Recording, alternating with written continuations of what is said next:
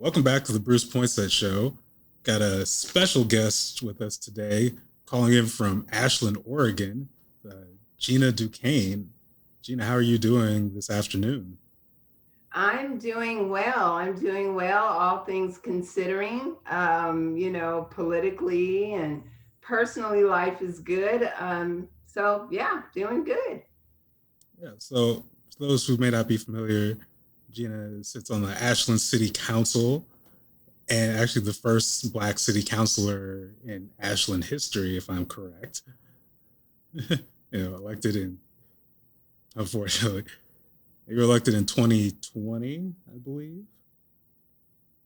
Yeah, actually, our first interview did last year for the Black Tastic Adventure series. It was kind of like coming right. I think you'd been in office for only like a few months at that point. So, I just wanted to just check in, because I know one of the a theme I've noticed with a lot of people, especially like historic first in a lot of parts of Oregon, is talking about how there's a lot of momentum in the campaign and like right afterwards, but I've heard a lot of people kind of lament about sort of like how the support goes away, and especially with a lot of people, I'm not gonna say storming city council meetings, but definitely focusing and targeting city council meetings for things, whether it be critical race theory, anti-trans bills, anti-mask bills, et cetera, et cetera.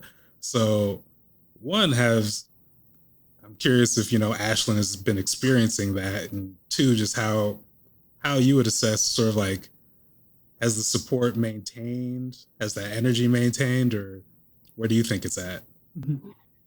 Well, that first off, Bruce, great questions. Because I believe Ashland is ready for a change. That's how come I was elected. I believe that's why our mayor was elected, is because Ashland is sick and tired. And if we are who we say we are, then let's walk the walk and talk the talk. I want to be held accountable, and I will hold others accountable also. When I first was elected, the thrill was there. You have your honeymoon season and life is good. And then reality sits in. I'm in my sophomore year now. I feel very stable and more sure footed in my position on council. And so I've never been one to have a problem to say how I feel about a subject or a matter. I am not a person who will tolerate or accept injustice by anyone or anything, and I will say that. So now it's kind of like, people look out. Here I am, and I am not unapologetically Black, queer, and me. And I will always have the voice for the people of Ashland. I ran on Gina for the people, and that's who I am. And I am not talking about the people in the hills or the people with all the money or the people that come and go, but for the people of Ashland and the browning of America, because we are everywhere. And if Ashland is this accepting community, then be who we say we are.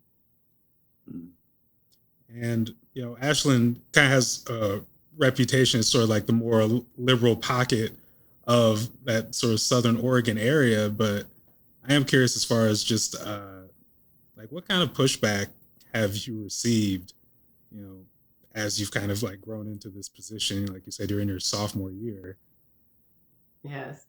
Um, Something that when I think of Southern Oregon and I think of Grants Pass, I think of Klamath Falls, I think of Medford. Um, I would much rather be in Ashland than be in any other areas of Southern Oregon. And I think something that we've touched on before, there's areas in Southern Oregon, there's areas in Oregon that I won't go because I don't feel safe. And as a Black person in Oregon, especially in Southern Oregon, there's no anonymity.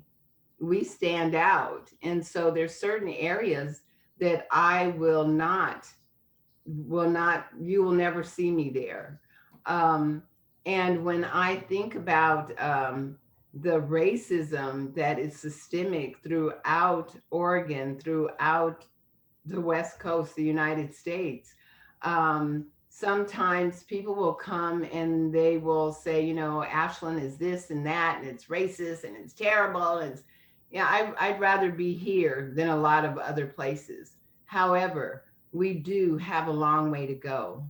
And that's why I am grateful that I'm in my position so that we can have that conversation. And I am all about educating people who don't look like me and have the real conversation about critical race theory. And what does that mean? And are we influencing anyone by this? Well, I certainly hope so. And I am about the education of individuals so that we can be mindful of others, because you don't know what you don't know. And when people sit down and have a conversation about race, about our cultures, about true American history, because Black history is American history. And let's put it all on the table. And let's talk about what happened to the indigenous people, the Chinese people, the Japanese people, our people who were brought here not because we wanted to be here. I want to have a full, open conversation about American history. So it would be safe to say, so people have been coming and organizing and coming to the city council meetings about that then. People have been coming, not necessarily to city council meetings, but as individual, I mean, as me as an individual, people have come to me, Black and white people. The Black folks, we're so where are we going to stand on this, and where are we taking this, and what direction are we moving in? One thing I will say about Ashland City Council is we put a social equity and racial justice commission in place. This commission works as an advisory body to council. And what I am so grateful for this is that the people on this commission are people of color, because I can't do it all by myself, right? We Right. need a community of people in different opinions, lived experiences, and thoughts. So I really appreciate this commission. And one of the things actually, the first thing that they brought to council was that we need to have a DEI man, not a DEI manager, but a DEI person in City Hall, because everything trickles down from the top. So how can the city go out and do something or say something if we don't have our own house clean? So this is something I'm very proud of this commission and this body. That's what the first thing that they brought to council. And so it was like, well, we're not budgeted for it. What are we going to do? And by putting our heads together and going into this new biennium, it allows us an opportunity to look at the budget and see how we can budget for this much needed position. And so it can trickle down from the top. Right, right. And again, like up here in Portland, we always, get all the stories down from there. But I know one that definitely, got, definitely inspired a lot of emotion in people was the killing of Aidan Ellison. And, I was, in preparation for this interview, I was just kind of like looking up some updates on that. I think there was a FBI hate crime awareness campaign that I want to say was recently launched.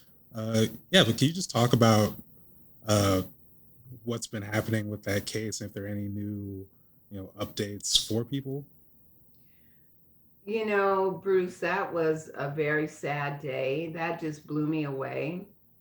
And I think it brought a lot of reality to people who live in Ashland and in Southern Oregon. Yes, it does happen. Yes, it can happen right here in your backyard. Oh, sorry. I don't mean to cut you off, but I should give context. I know some people might be watching this and not know what we're referencing. So I should say Aidan Ellison was a young, I believe, 19-year-old, I want to say. 19-year-old, yeah, 19-year-old black child. Was, and was killed by a white man for basically loud music. Or so is you know, that person's justification, they so say. So yeah, just wanted to make sure to give that context for those watching. Sorry for interrupting. Thank you. No, thank you, Bruce, for shedding some light on that and understanding. And when I would hear people say a black man, he was a 19-year-old child. He was not a man. A man, a white man, came out and shot and killed him because he said his music was too loud. And to me, the man, Aidan, was outside in the parking lot in his car playing his music. The man came out and asked him or told him to turn his music down. Words were exchanged. This man went back into the hotel, grabbed his gun, walked down the hallway, opened the door, went out in the parking lot, and shot and killed Aidan Ellison. To me, that is premeditated. You had the wherewithal to think, I'm going to go back in my hotel room and get this gun and come out and kill this person. That to me is true. For me, it's clearly premeditated murder. And it's a sad thing because he was here. His mom said that he felt safe in Ashland, and this is what happens. And it was in November, right before Thanksgiving. That September, we had the Alameda fires down here that I'm sure you probably heard of in Portland area. And we had a lot of displaced people because of that fire. And that's the only reason why these two individuals were staying at the Stratford Inn. And I am really disappointed in the Stratford Inn because when Aidan's mom came to Ashland to get her child's remains, her child's body, she said she wanted to stay at the place where her son last had his last breath. And they charged her $200+ a night to stay at this hotel. I thought that was terrible. That was unforgivable. This happened 2 years ago. Do they have any kind of plaque or memorial or anything about Aidan's death in the parking lot in the hotel? Nothing. Once again, let's just act as if and sweep it under the carpet. No, that's never going to happen. The students of Ashland High School took it upon themselves to paint a mural of people of color on the wall at their school in dedication to Aidan and other people of color in the community who have given back. I am honored that I get to be there too. And by the students taking the initiative to do this and go to council and go to Public Art Commission and get this done and raise the money on their own, I applaud them and more power to them to bring the awareness that Aidan was murdered. And the year of his anniversary of his death, that's when the mural was done and unveiled to the community. And Aidan's mom was here once again. I will not forget, and I will not let Ashland forget what happened and how it happened. And right now, the man who murdered Aidan is still sitting in jail. There has not been a trial with a conviction as of yet. And for me, that, Aidan's mom lost her son. He'll never come back. And this man sits in prison, not convicted of anything. They were talking about a hate crime. I talked to our police chief about it. And he said, I wasn't there. We don't know what happened. So we can't say it was a hate crime. This man came out of his room, asked Aidan to turn his music down. They exchange words. He walks back into his room and gets his gun and comes out. He has the wherewithal to think about what he's doing. And this is not considered a hate crime or a premeditated murder. That doesn't make sense to me. So I will question that, and I will never forget Aidan. And the city of Ashland is never going to forget Aidan for a couple of things because of what happened. The mural is there. Also, the Public's Art Commission and a wonderful young Black artist named, what is his name? I think his name is Micah. And he is putting together a beautiful monument that is this beautiful sculpture that will be hopefully in Railroad Park very soon, right here in Ashland, that will commemorate the life and celebrate Aidan. Wow, wow, wow. And yeah, you mentioned earlier just even the reason that the family was there is partially just like displacement from the Alameda fires, and it feels like it's just like this confluence of various issues that I think the region is facing. I was looking at to make a hard pivot here, but I was looking at a map or a story. I want to say from it was on OPB talking about wildfire prevention for this year, and I believe Ashland is in like the one of the probably worst spaces in terms of just like vulnerability. And this idea that when I think about that murder and the chilling effect of when people are already dealing with, again, possibly losing your homes or at least being temporarily displaced, and people are dealing with natural disasters. You're dealing with you're just trying to survive, and you have someone doing just the literally sending that chilling message of you're still not, we might kill you here. And Bruce, this was so, I felt this was such it's a terrible situation when fires happen. It's a bad thing. We lose lives, homes, businesses. And so many people in Ashland and in Talent and in Phoenix and in Medford were coming together to help each other. And really, I was starting, instead of hearing that division of, oh, I live in Talent, oh, I live in Ashland, oh, I live in Medford. It was more of the Rogue Valley. The Rogue Valley were really coming together, and I saw humanity in action. And then this man takes Aidan's life.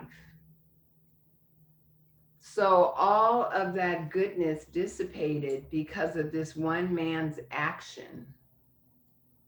And for him to be sitting in prison for 2 years, in jail for 2 years without a conviction, it just doesn't seem right to me. I feel like, a family, you can't get closure once a family member's gone, and especially taken in this manner. But how do you really find any type of movement if this guy's just hanging out in jail, and meanwhile her child's been gone for 2 years?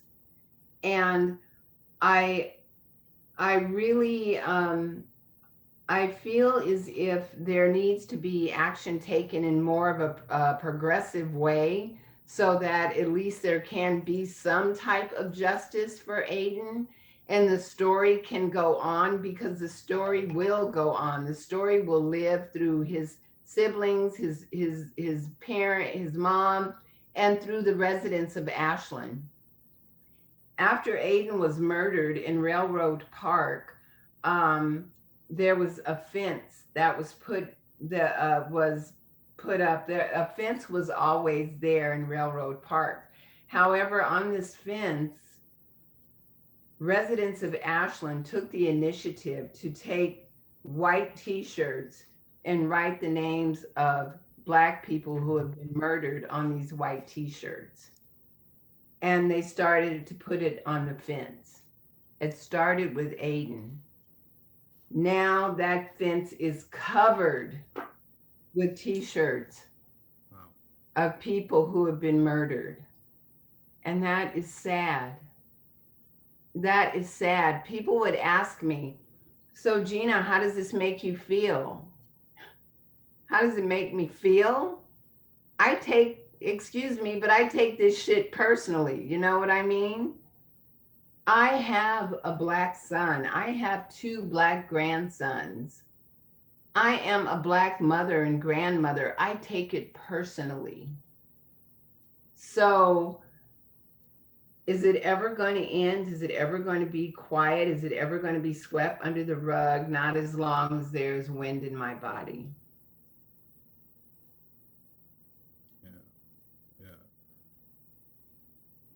And again, a little bit of a pivot from that. It's just a tough story.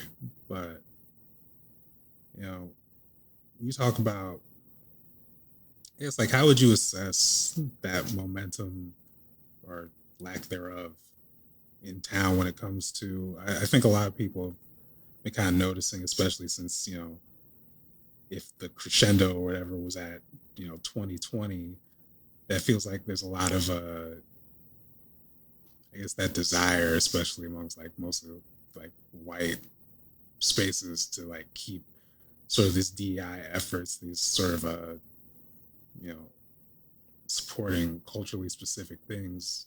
Like I noticed like a lot of waning waning energy. Do you feel like that's kind of been the case too, especially when you talk about, coming off something like Aidan Ellison's murder and something so, tragic and right in front of people? I think that some very well-meaning white people, some people, I think we need to, it's interesting. Because I feel as if some people will flog themselves because of what their ancestors did. I don't expect you to flog yourself. You don't have to beat up yourself. I do want everyone to be accountable. I do want people to educate themselves. I do. Some well-meaning white people come across and they're just so, oh, Gina, blah, blah, blah, blah, blah. And the microaggressions are just spewing and they have no idea what they're saying or what they're not saying and how it affects people. And I think, is it waning? I think that sometimes it is, but what I see here in Ashland is some people try to take it to another level, but it's not what you do, it's how you do it. I don't expect you to flog yourself. I do expect you to educate yourself. I do expect that through conversation and education, we can find common ground. People will say a lot of times, oh, so we can get over this. No, we're never going to get over this. I don't even like when people tell me that, because racism is too systemic for us to just, okay, we're done. I don't ever see that happening. What I want is an understanding of what has happened so that we can find common ground and be able to live together successfully. I am all about unification. I am all about inclusion. However, and that means inclusion of everybody.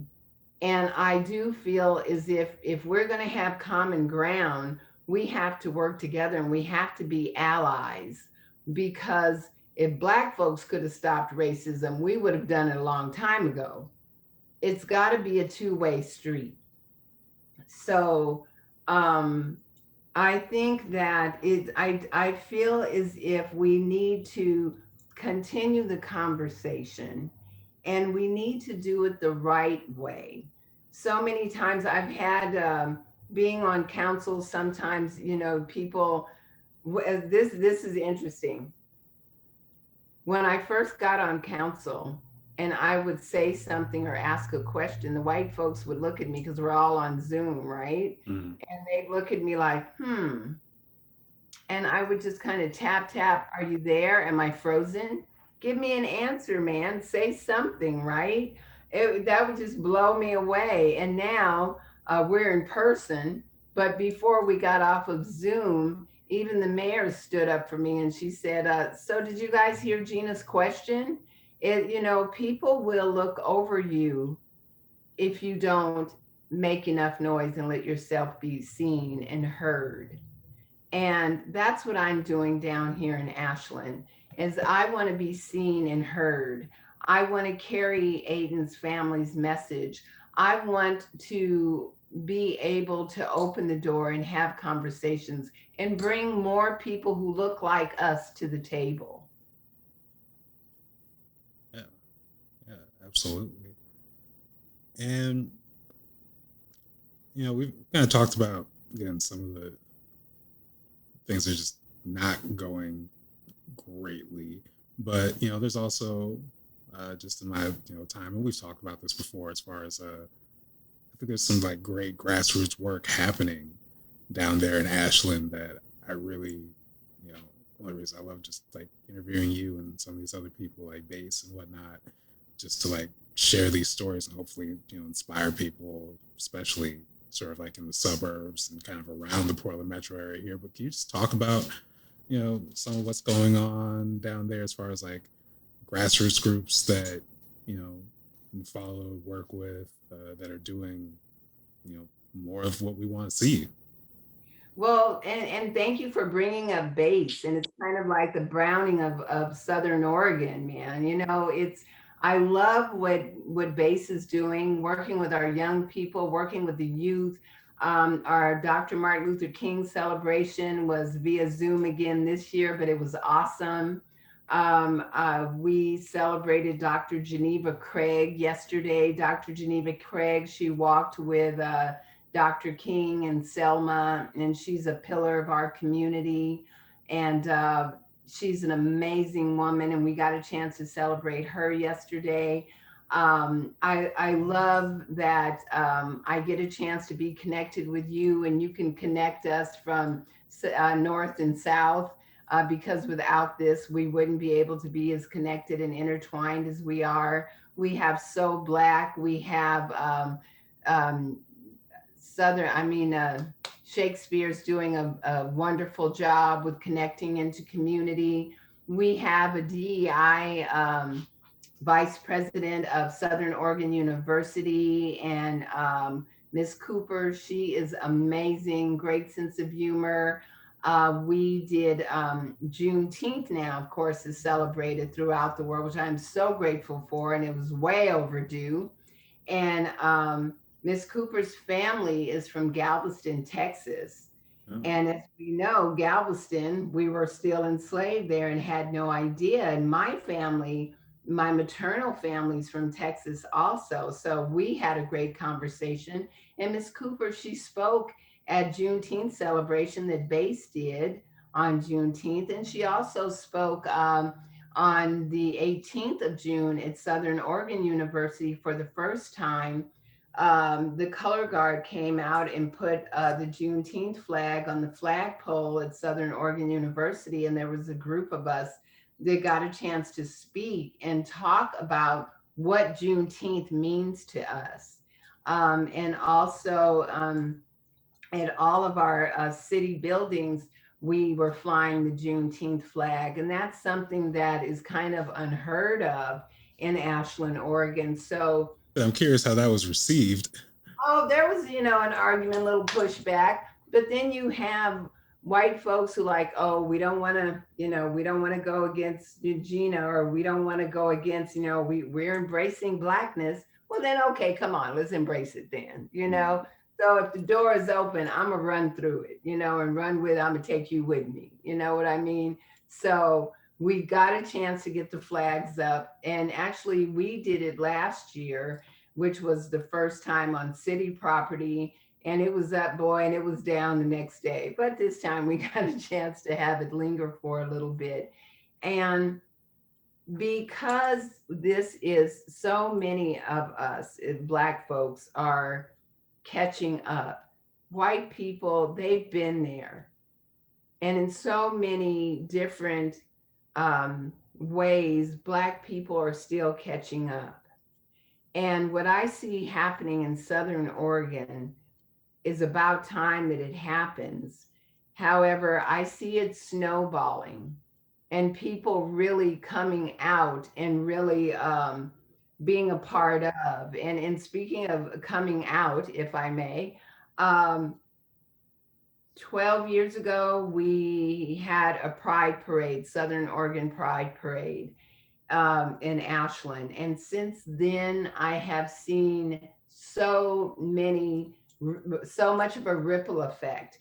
To Grants Pass, drag shows. Are you kidding me? That blows me away. So from Grants Pass to Eugene to Medford to Ashland, and I mean, people walking down the street holding hands. I'm like, oh my God, who knew that this could happen in Ashland? So I believe when we start to change things and unite and look at our similarities more than we do our differences, we can be a better place all around, a better place. And that's the direction I'm going in. Yeah, yeah, I mean, you love to hear it. But before I let you go, as something I've taken from specifically give credit to the Imagine Black space as far as really being more intentional about talking about the wins. Obviously there's no shortage of issues happening here, but yeah, just to close it out, can you just talk about if there's like 2 or 3 things that you feel most proud in your accomplishments? Again, it's only your sophomore year, as you say, at the city council, but yeah, you just talk about what are some things you feel like you're most proud of accomplishing so far? Okay, do I have to keep this PG? No, I'm kidding. There's nothing that I do. But one of the things I'm most proud of is, well, I think the first and foremost thing I'm most proud of is that Ashland showed up. Ashland showed up not just for me, but for themselves by putting me in this position.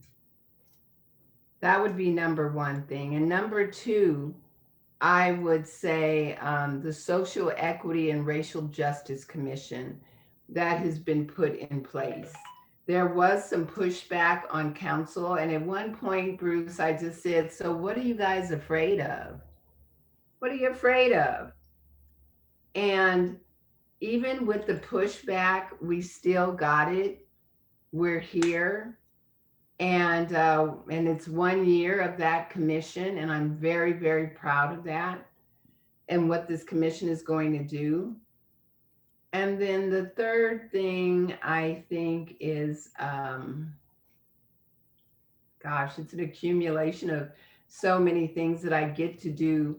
Is I think the third thing that I've done with this platform that I am on is that I get to speak to base. I get to speak to these young people and say, yes, you can. I get to go in front of the university, the young people at Southern Oregon University, the young people at Ashland High School, and say, yes, you can. If we don't see ourselves, then how can we feel like we can accomplish something? And this is what I get to do on a daily. So I'm going to wear this out. Awesome. Awesome. Yeah. Ashland City Councilor Gina DuQuenne, thank you again for taking the time today. Thank you. Thank you so much, Bruce. Anytime, anytime.